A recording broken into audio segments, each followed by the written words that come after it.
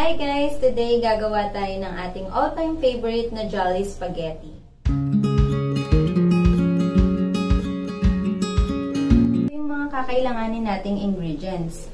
1 kilo spaghetti pasta, 1 kilo tomato sauce, 500 grams tomato paste, half kilo ng giniling na baboy, and yung ating 250 grams na hotdog at 250 grams na ham, sibuyas, bawang, asukal, and then yung ating cheddar cheese. So, simulan na natin. Ang first step natin ay pakuluan ng ating pasta. So, once na kumulo na yung tubig, lagay na natin yung pasta.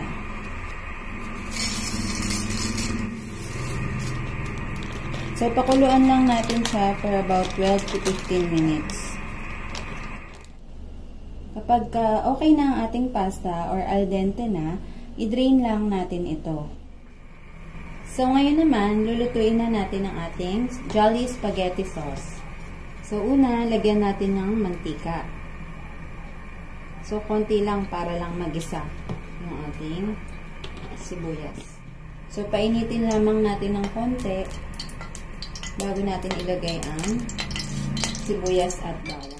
So, lagay na natin ang ating bawang. And then, ang ating sibuyas. So, antayin lang natin kumula ng konti, guys. Next, lagay natin ang giniling.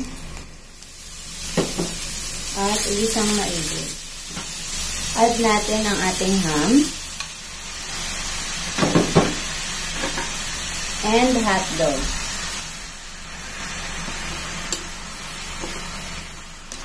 Okay. And then, add natin ang ating tomato sauce.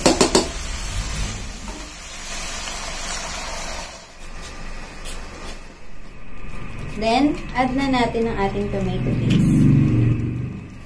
Then, haluin lang natin siya.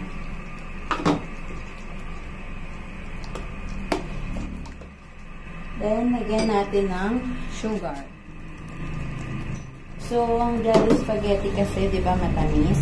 So, kaya rin lagyan natin ng asukal. Then, konting salt.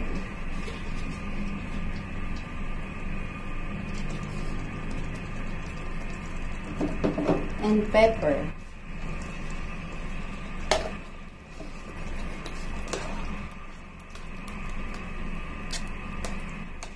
And add lang tayo ng konting water.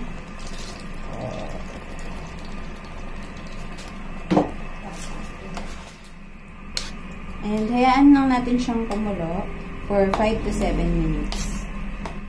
So guys, pwede tayong mag-add pa ng mas maraming asukal at asin. So kung gusto nyo mas maalat, add tayo ng asin. And kung gusto nyo mas matamis, add tayo ng asukal.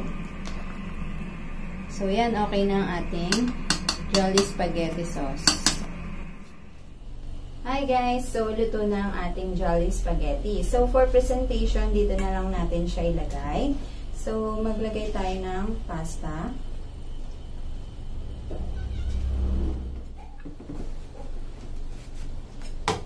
Then, lagyan lang natin ng ating Jolly Spaghetti Sauce.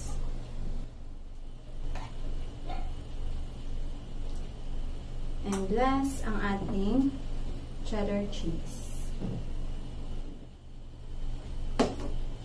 So, yan. Ito na ang ating sweet syrup Jolly Spaghetti.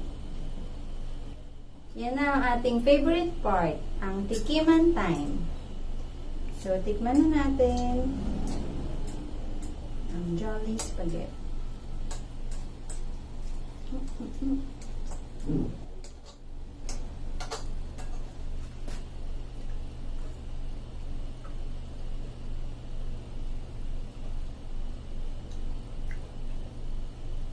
Masarap siya, guys.